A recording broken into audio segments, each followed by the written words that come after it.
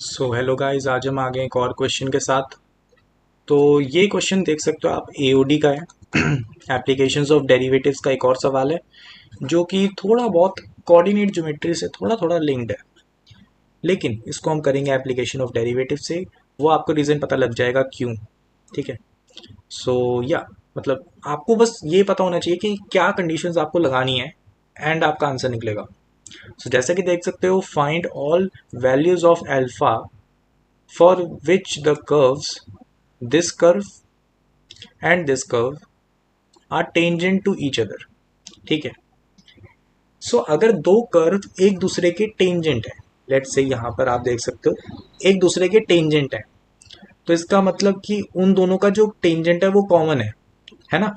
और टेंजेंट है इसका मतलब कि एक ही पॉइंट है।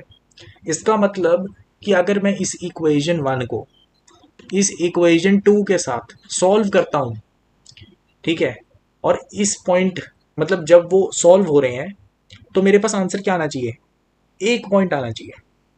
ठीक है। सो जैसा कि आप देख सकते हो, ये दोनों कर्व्स में थोड़ी सिमेट्री है। ठीक है।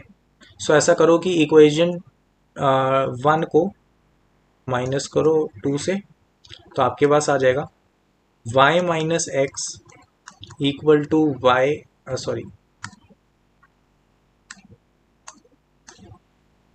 Alpha X square minus Y square plus alpha times X minus Y. ठीक है। वो 1/24 तो सब्ट्रैक्ट हो जाएगा। सो यहाँ पर आप x माइनस वाई का फैक्टर कॉमन निकाल सकते हो, तो आपके पास बचेगा alpha X plus alpha Y plus one. Clear है। और यहाँ पर नेगेटिव का x माइनस वाई। ठीक है।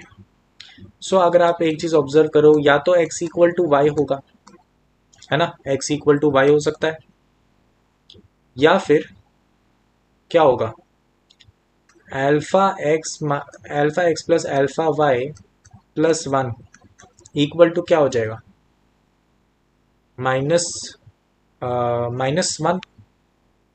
क्लियर है। ये हो जाएगा ना, minus one alpha alpha Y square alpha X minus one. ठीक है। ठीक है।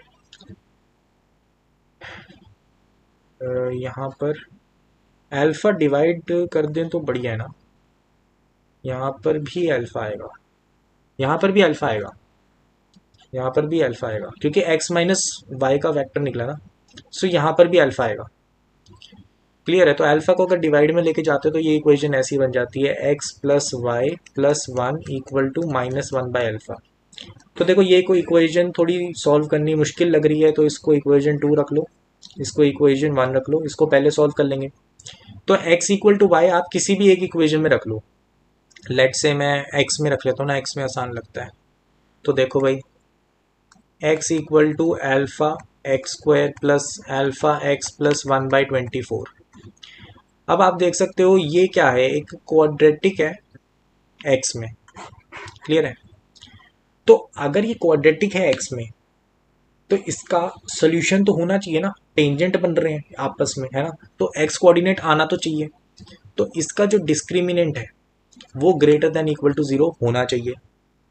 क्लियर है।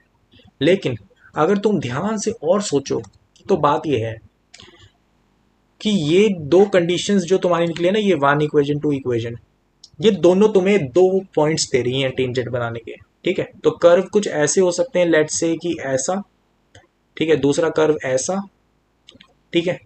तो एक बार टेंजेंट ऐसे बन रही है या एक बार टेंजेंट ऐसे बन रही है, समवॉट लाइक दिस। आपको कर्व समझने की जरूरत नहीं है, आपको बस इतना समझना है, एक्स इक्वल टू वाई पर एक टेंजेंट बननी चाहिए। ठीक है। एक्स इक्वल टू वाई के साथ सॉल्व करने पे एक टेंजेंट बनेगी, और X plus Y plus one इस इक्वेशन को रखने पे दूसरी टेंजेंट बनेगी। तो इस क्वाड्रेटिक का जो एक्स कोऑर्डिनेट होगा, मतलब जहां पर ये टेंजेंट बन रही है, देख रहे हो, एक पॉइंट होना चाहिए, तो एक्स के दो सोल्यूशन तो आने नहीं चाहिए।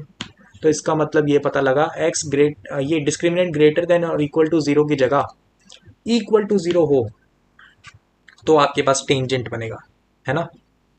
सो आपको पता लगा डिस्क्रिमिनेंट इक्वल टू जीरो करना है, तो यहाँ पर पहले क्वाड्रेटिक को ढंग से लिख लो, एक्स स्क्वायर टाइम्स अल्फ़ा, यहाँ पर आ जाएगा alpha minus 1 times X plus 1/24 equal to 0।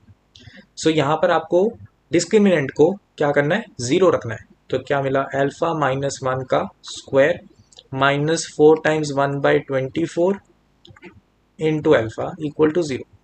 तो यहाँ से अल्फ़ा माइनस 1 का square equal to alpha by 6। So ये चीज़ बन जाएगी अल्फ़ा, और यहाँ पर बन जाएगा -2 अल्फ़ा, और यहाँ पे ये भी आएगा ना, तो +1/6 यहाँ पर कॉमन निकाल लिया, अल्फ़ा यहाँ पे अल्फ़ा स्क्वायर और +1 इक्वल टू 0। अब ये चीज़ मुझे अल्फ़ा देखना है भाई, अल्फ़ा की वैल्यू क्या आती है ना। अल्फ़ा की जो भी वैल्यू आएगी वो मेरे को टेंजेंट बनाने के लिए हेल्प करेगी। अल्फ़ा की वैल्यू निकालनी थी, तो यहाँ से 2 वैल्यू निकल जाएंगी। अल्फ़ा ये कितना आ गया, -13/6, ठीक है। सो या मतलब ये फैक्टर निकाल लिया मैंने। अब देखो इसको डायरेक्टली फॉर्मूले में डालते हैं, क्वाड्रेटिक फार्मूला। यहाँ पर आ जाएगा अपने पास 169 डिवाइडेड बाय 36 -4 डिवाइडेड बाय 2। सो ये 36 जब इसके साथ मल्टीप्लाई होगा तो क्या बनेगा, 144, ठीक है, 144 बनेगा ना, 144 बनेगा। और 169 से जब 144 माइनस होगा तो आपके पास क्या बचेगा, 25, जिसका स्क्वायर रूट 5 होता है। तो आपके पास निकला 13/6 प्लस माइनस 5/6 डिवाइडेड बाई 2। तो अल्फ़ा की वैल्यू या तो हो जाएगी 18/12 या फिर माइनस करूँगा 8/12। तो ये आ जाएगा 3/2 और ये आ जाएगा 2/3। तो अल्फ़ा की 2 वैल्यूज़ मुझे मिल गई, ठीक है, जिसके लिए टेंजेंट बन सकता है, ठीक है। सो यहाँ पर मेरे पास आ गया ए ऑप्शन। अब दूसरी वाली इक्वेशन भी सॉल्व करनी है तो करते हैं भाई, दूसरी वाली इक्वेशन भी तो करनी है सॉल्व। तो यहाँ से y की वैल्यू निकालते हैं। y की वैल्यू निकलेगी -x -1 अच्छा, अब इसको सॉल्व करना पड़ेगा। -x -1 equal to alpha x square, ये हमारा सेकेंड वाली टेंजेंट का है, ठीक है, सेकेंड टेंजेंट की बात हो रही है। Alpha x square plus alpha x plus 1/24, ठीक है, यही है ना इक्वेशन, हाँ ठीक है। सो अब हम इसको सॉल्व करते हैं। क्वाड्रेटिक क्या बनेगी, यहाँ पर सेम कंडीशन रहेगी, डिस्क्रिमिनेंट को इक्वल टू 0 करना है, आंसर मिल जाएगा। सो यहाँ पर तुम क्वाड्रेटिक बनाओ अल्फ़ा एक्स स्क्वायर और क्या आ गया, plus alpha plus 1 times x, और कांस्टेंट क्या आ गया, +1/24 प्लस 1 प्लस 1/अल्फ़ा। क्लियर है, ये इक्वल टू 0। सो यहाँ पर अब हम क्या करेंगे, डिस्क्रिमिनेंट इक्वल टू 0। डिस्क्रिमिनेंट क्या आया, अल्फ़ा प्लस 1 का स्क्वायर -4 टाइम्स, यहाँ पर अपने पास आ गया अल्फ़ा, और 1/24 प्लस 1 प्लस 1/अल्फ़ा इक्वल टू 0।